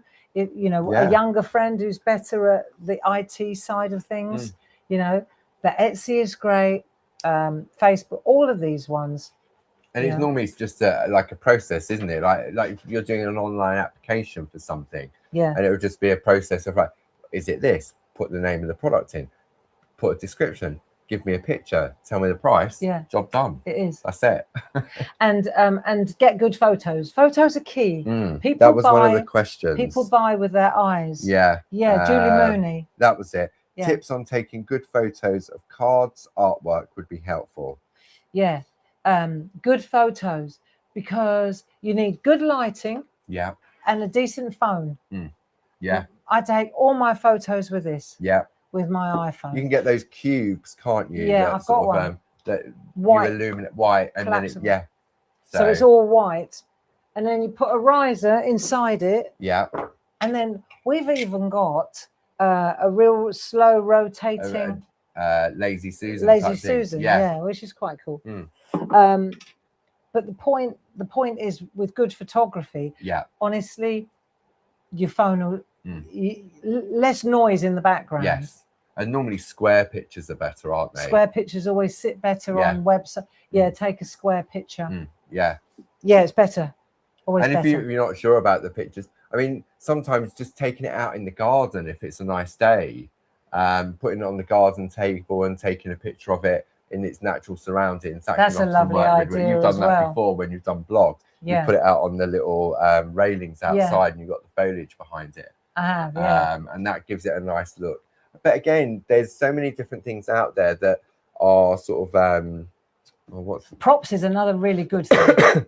You put the picture in and then it takes you through a process. Do you want a background? Do you not want a background? And stuff like that. Do you want to crop the background? And it just does it automatically. It does. So you know, you could take a photograph and then you can Google and you say remove background, and it will take you to a free Adobe Express app place, and you just drag your photograph into this square and then hit remove background, and bosh, you've got your product without whatever it was in the background. Yeah, so that's how easy it is now. Yeah, you know, believe you me, it never was that easy before. We used to have to pay graphic designers a lot of money to do that stuff. You know, the other thing I was going to say is props. If you are in a fair at, you know, or anywhere, props, you know, if you're selling vases, flowers is a good prop. Yeah. You know, if you're selling brush pots, then brushes are a good. Do you see what I mean? If you're selling pencil pots, well, guess what? I think pencils are a good idea. Yeah. You see what I mean? It is. So yeah, if it is cards, as you say, or you're doing cakes and things like that, it's all the little bits and pieces. Props. Yeah. Let me just have a look. So we've done the payment. I'm just going through my list. There's no way I could remember all this in my head. So I just jotted it all down. So we've got the place, we've done it, personalization, tick, platform, tick, promotion. Yeah. So how people find it, how do they hear about it? Yeah. You know, again, Facebook. That goes to the platforms again. It goes to the platforms. So business social cards, media. Yeah. Social media. Word of mouth. Word of mouth. Yeah. Like and share, like and share, like and share.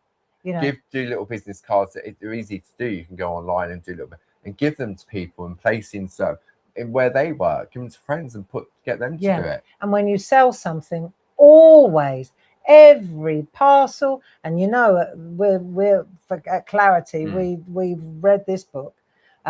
Every parcel that you send out, every package, every bag that you hand over, it always has to have something in it that has your information on it, so that they can come back to you. Yeah, definitely. I bought something, you know, I bought something at Penshurst. Yeah. You know, beautiful something. And the lady put her business card in. Yeah.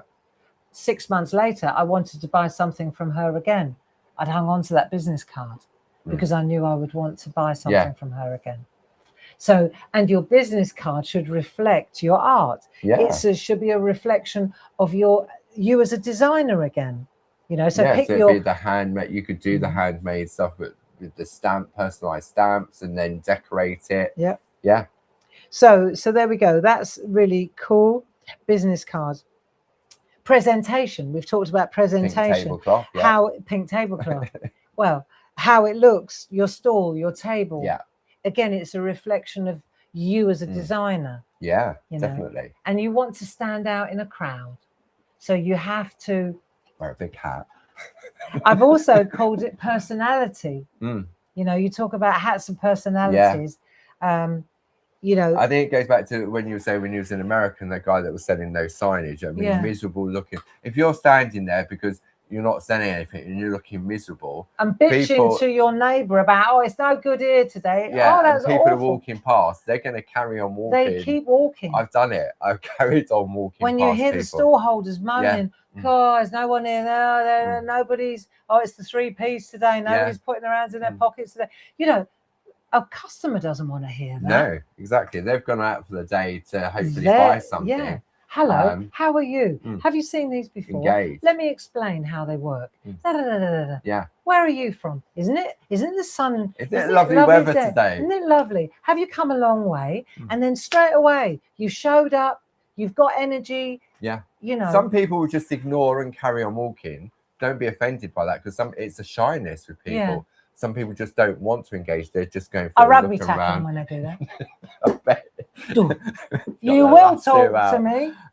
But no, it's about that. And you may think, oh, I'm too shy to do that. Once you get going, I would, believe it or not, I was so shy. I wouldn't even walk into a room. I'd open the door. People say, oh, isn't he a gent? No, I just didn't want to walk in the room. Because you always held the door open. So I always held the door open. Somebody else had to walk in the front. But now, well. Yeah, well, here you are. Yeah, exactly. Wearing those shirts. Wearing those shirts. And those shorts. And no one can see the shorts, like, or the legs, even better. But the thing is, and here's the thing, I'm shy too. Yeah. But the more you do it, you get used to it, and you realise that it is performative. It is part of the deal. Yeah. You know, you have to engage with people if you want them to buy your work. I remember I used to do with the vases, slate vases, beautiful. Yeah. I used to do lots of shows all around the country, the premiere shows. Yeah. And so I was with a lot of artists, jewelers. And I remember there was one bloke, and he used to sell big wall art.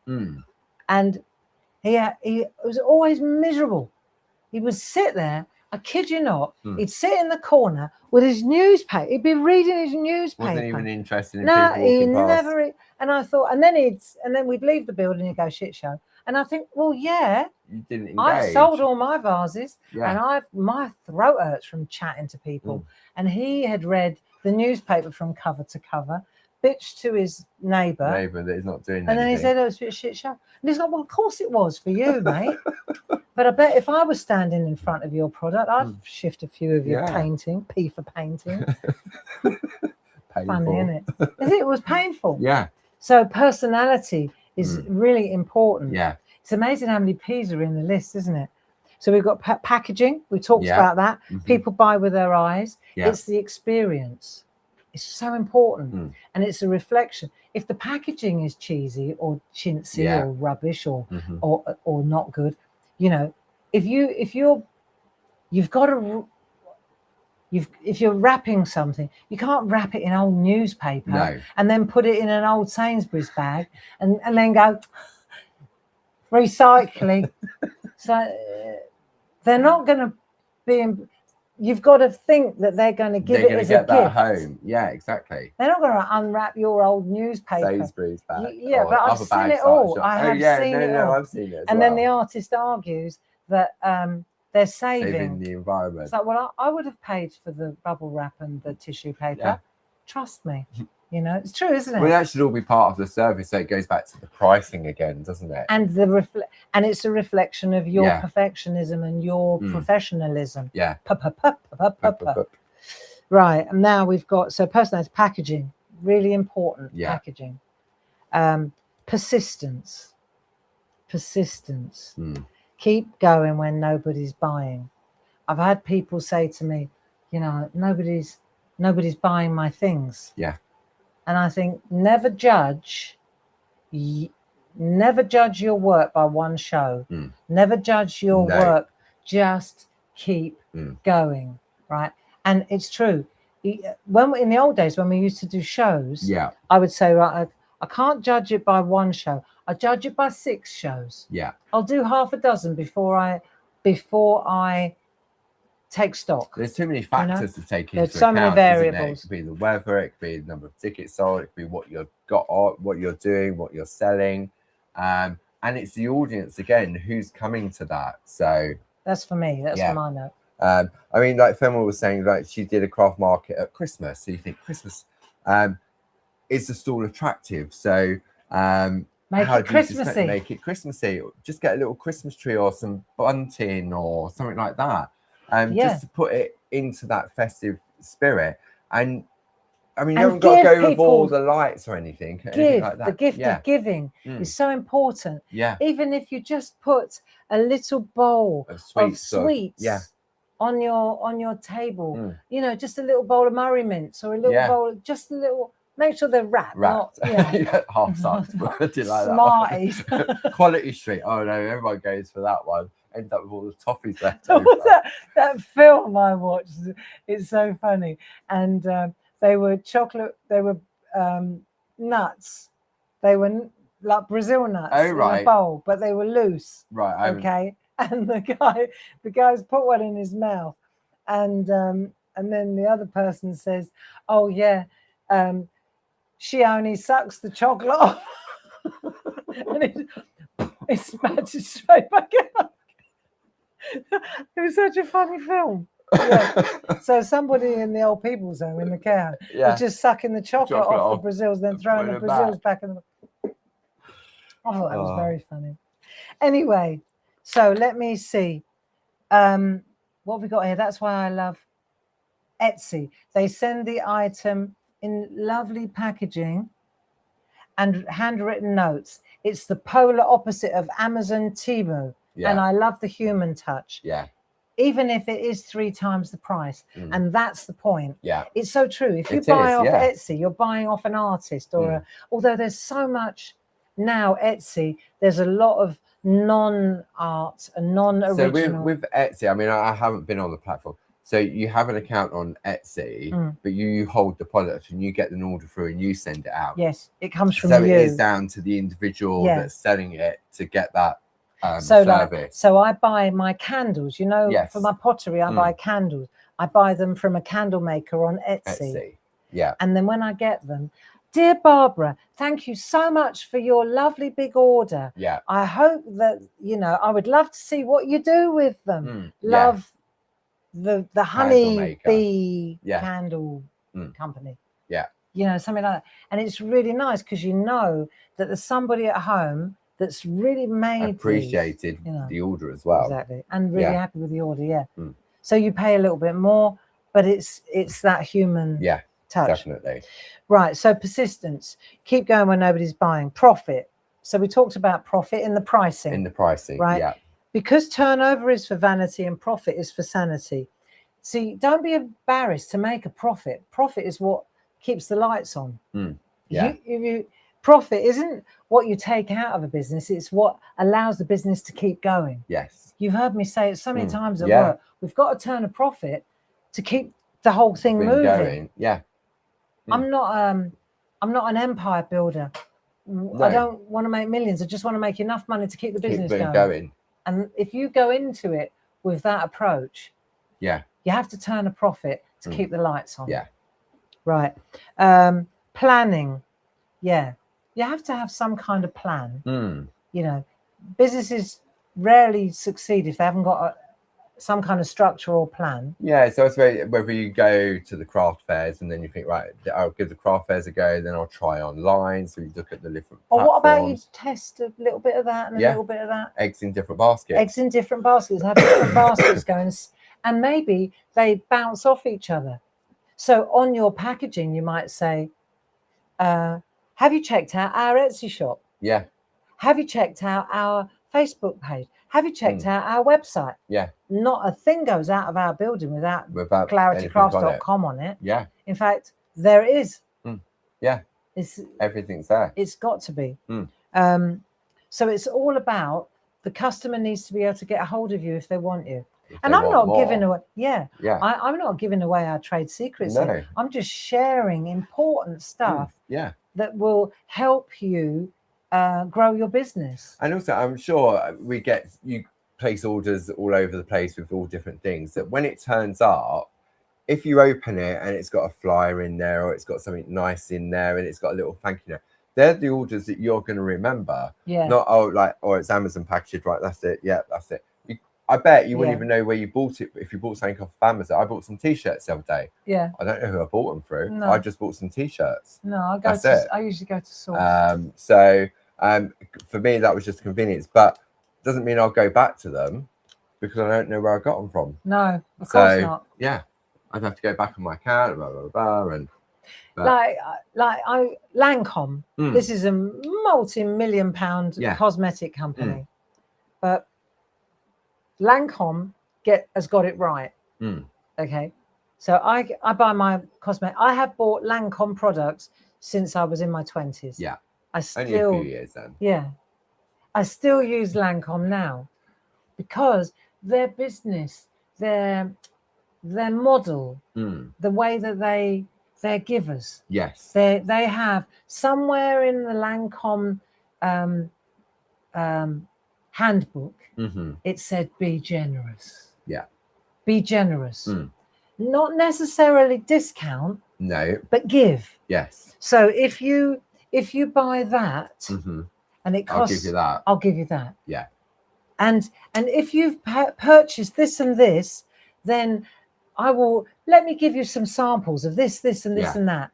And so I learned as a woman, as a businesswoman, I learned so much from Lancome. Yes. Lancome, because of the way when you receive a package, like I could buy my Lancome products from Boots and get points, lovely, right? Sometimes. But if I go directly to Lancome, I get lovely little samples and little boxes and cream and extra discount and it's all tissue wrapped and beautiful. So I go to Lancome. Yeah. I buy direct. And I'm sure they thank me for it. I'm sure they do.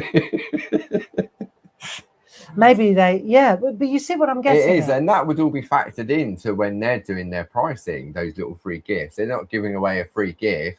They've still got to pay for that free gift. And even so, what I'm saying is you can learn from the big boys. John Lewis, there's another one. I always shop at John Lewis. And you'll know this from Clarity as well. When I say I always shop at, if I'm buying something like that, or something, electronics or anything, I always get it through John, or even a Mac, a big Apple computer. We'll buy it from John Lewis because their delivery is second to none. Their customer service is second to none. Their returns policy is second to none. They never quibble. No. Same as Clarity. Yeah. And that's where I've learned. So, you can learn a lot I have learned a lot from the big boys, how to do it. Yeah. I'm not going to lose a customer over a return. No. You spent years building up that relationship. You're not going to lose it over a return. No. Do you see what I'm getting at? And obviously somewhere in the John Lewis handbook, they have that policy. And there you go, Lancome and John Lewis. And I didn't do business courses at university. I've just done it for life free. Experience and watching. And watching how other people do it. Yeah. And then you say, you go, oh, I like the way they, if you go to a, and even a micro size, if you go to a craft fair or on a website, or and you go, oh, I like the way they marketed. I love that approach. I love the way, I don't like the way they do it. That would, like the bloke with the newspaper, not carry on walking. Just keep walking. Yeah. Do you see what I mean? Yeah. Love the way they present their work. You just got to have your eyes open and watch. Yes. And then walk the room, as they say. Walk the room. That's what we call it, isn't it? Yeah. Walk the hall. Walk the hall. Walk the hall, and then come back and let me know what's going on. When you walk the hall or walk the room, there'll be things that stand out, and you may not register it at the time, but you'll get home and you think, oh, do you remember that? And you'll remember it because of a certain thing, and then you can factor that into your sort of marketing going forward. Precisely. Yeah. So talking about profit, then planning. Yeah. Partnerships. That's just one more I want to talk about. We're going to finish at 9 o'clock. Partnerships is another one that I want to talk about, because often girlfriends, right, they get together and they say, should we do it together? You know, pros and cons. Yeah. Pros and cons, because I can only speak from my own experience. Yeah. And I've always felt that I have partnerships with my husband, with Dave, right? Family usually works, not always, but usually family is sound, right? But I've learned, and I learned the hard way early on. Yeah. When I went into partnership with somebody, I was doing all the work and they wanted all the money. Yeah. That sounds a little bit crass, but that was the bottom line. When you enter into a partnership, you have to have an understanding, right, that you're both going to invest. Say you and I did a partnership. Yeah. Then you have to promise me that you will work 100% for me. Yeah. And I will work 100% for you. Yeah. And everything gets split right down the middle. Yeah. Right. Now the chances of that, Paul and I would probably get away with it. We probably work. But it's a rare breed indeed. It can end friendships. It can end friendships. Yes. I've seen it. Sort of people, oh yeah, we'll do this and we'll do that. And then all it takes is that one person, oh, I can't do it today. And then all of a sudden it starts to go down that slippery slide. And then you're potentially the person doing all the work. Yeah. And then the other one comes back and say, well, you took £500 the other day. Where's my 250 quid? Yeah, but you wasn't there. You didn't do anything. And it can end in tears. I've seen it. And so I can only speak for myself. And you think that it actually mitigates the cost because we're sharing the load. Because it's a false friend, because it doubles the liability, doesn't it? You think you're sharing the load, and just be careful when it comes to partners, business partners. I've always, in all my years, I would say, if you need help, if you get a big job and you think, I've got to do, pay them. Yeah, pay them to help you. If you get a wedding commission and you've got to make 100 or 200 and you need help, find a person that can do the job and share the profit with them on that commission. Yeah, that doesn't mean you've got to share your business. You just share the job. Yeah, if you've got 100, you do 50, I'll do 50, and then I'll give you or you'll get a percentage of it because you've got the job and you did yeah, and then you pay the person what they agree to. Yeah. But that's the only thing that I would say about partners. It's always been that and I can only speak from experience. Yeah, no, I've seen it sort of bit. Like friends and stuff like that, and then all of a sudden don't talk to anyone. Exactly. Yeah. The chances of having a partner that is as invested as you are slim. So then, but of course, you've got stockists, what we were talking about again. Be careful. And then influencers. Now, influencers are a different thing. On TikTok, for example, you can work with collaborations. Yeah. That works. But just always, to me, if you're a sole trader, be a sole trader. Yeah. Be a sole trader and pay people to help you. Proof. I've got here testimonials, reviews, demonstrations, samples. Yes. People buy with their eyes. So if you're selling if you're selling something that you like, we sell stamps. Yes. Yeah. I can't sell the packet of stamps. I can sell what you can make with the stamps. Yeah. That's what will sell it, not the packet of stamps. Yeah, if you're selling wool, balls of wool, you got to show them what to do with it. There you go. So that's exactly it. Yeah. So that's key. Mm-hmm. Yeah.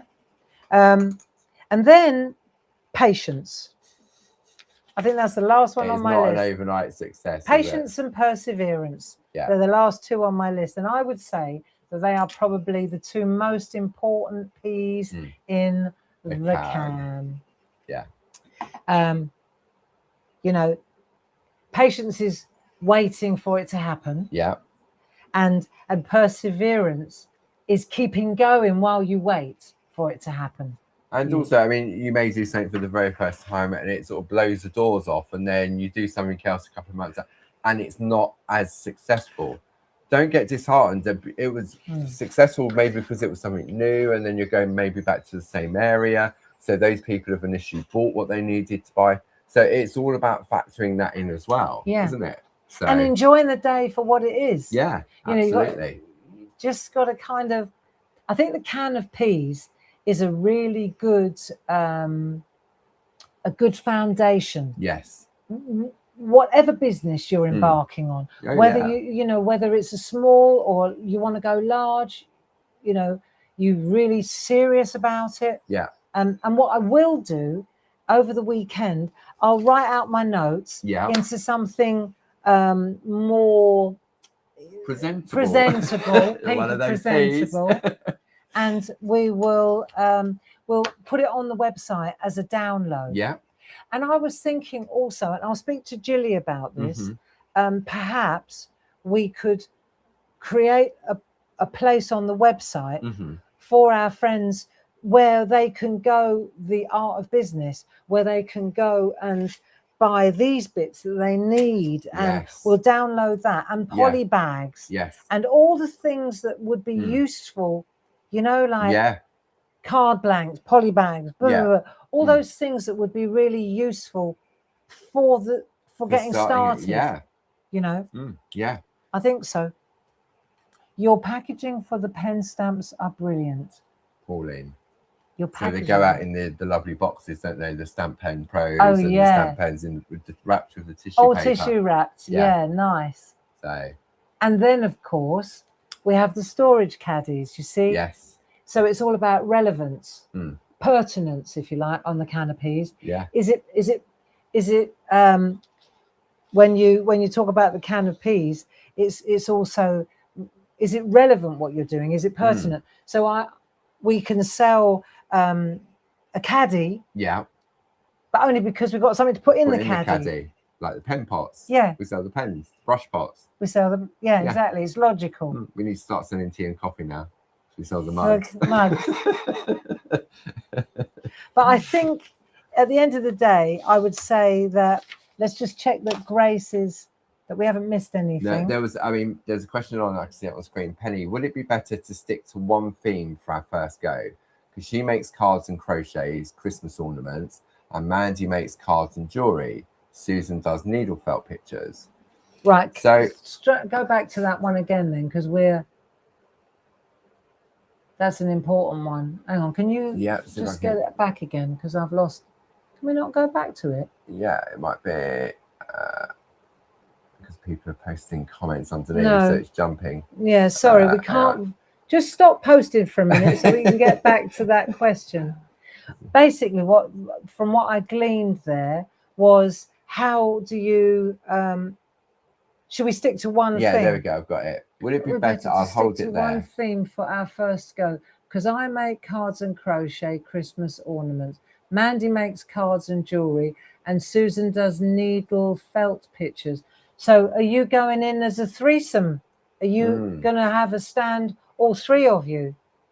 If you're going to do that, then that's okay, but divide the stand up into clear sections. Yeah. So that it just looks like mini stands within a stand. Yeah. Definitely. You can do it but don't put felt, card, embroidery. You could do it with like just a tablecloth, couldn't you? So you could have a black one, a red one, a green one, depending on what it is you're selling. What it is you're selling. But I would definitely compartmentalize the products on my, you know, think about any supermarket. You know, you go in, there are the peas, there are the beans, there are the tomatoes. You know, you've definitely got you could get away with it. Give your product space. Yeah. Because if it looks too cluttered, people will just keep on walking. Do you know, it's the same in boutiques. Just learn from going shopping. Yeah. If you go into a boutique, what's the one? I just walk in and I walk straight back out again. Is it Next? Possibly. The rails are so packed with stuff. I don't think I've ever bought anything there. Because you walk in and you think, oh, I can't be bothered to rifle through this lot. It's true. Yeah. And then you go into John Lewis and there's actually gaps between, you know, you're paying for it, but at least you can see what you're buying. Yeah. And then Next is half of it's on the floor because when you pull that one out, that one it's comes all off as well. No, I don't like shopping like that. Call me a snob if you like. But no, it's the presentation, isn't it? So that's right. Yeah. And that's exactly what we said at the beginning. This session has been really good. I've never sold my cards in a serious way, purely because I didn't want to make it a job and lose my passion, which is exactly what I said at the beginning, P for passion. Yeah. It's the same for my pottery. I actually seriously considered not taking pottery to the open days because it suddenly was becoming too much pressure. Yeah.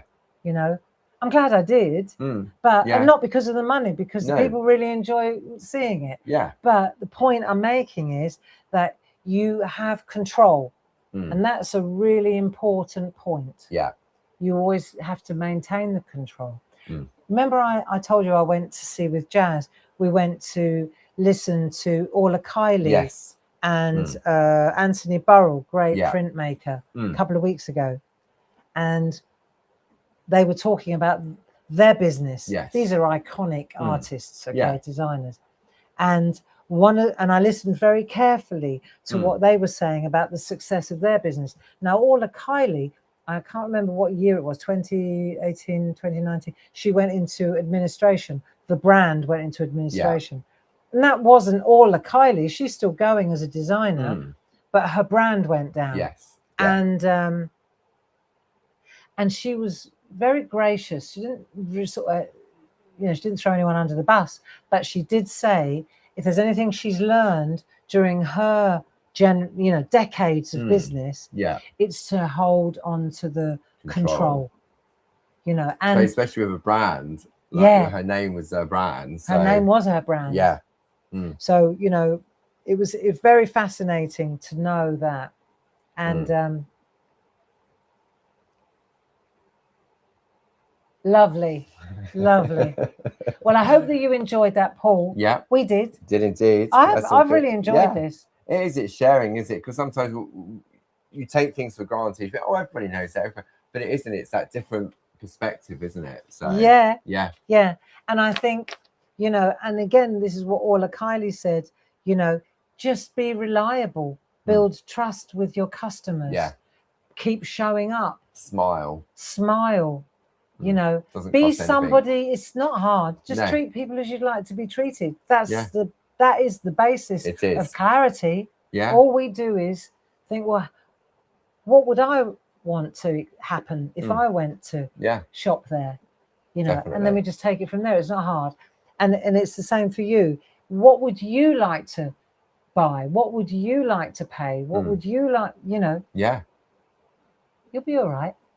And I think it's having the courage, isn't it? It is. Yeah, that first one's always the hardest one, especially if you're not very confident and the unknown.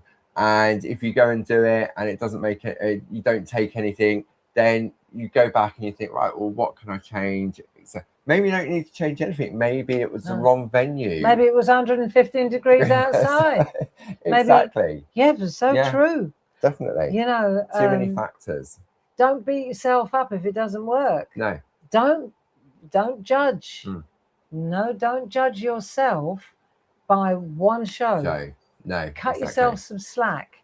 And that's why I said right at the beginning, I think it's really key that you travel gently, and start with family and friends, and then maybe coffee mornings, and then maybe hospitals and schools, and just doctor surgeries and charitable things, and you know what, even if you like our friends who make for charity, it feels good to do it.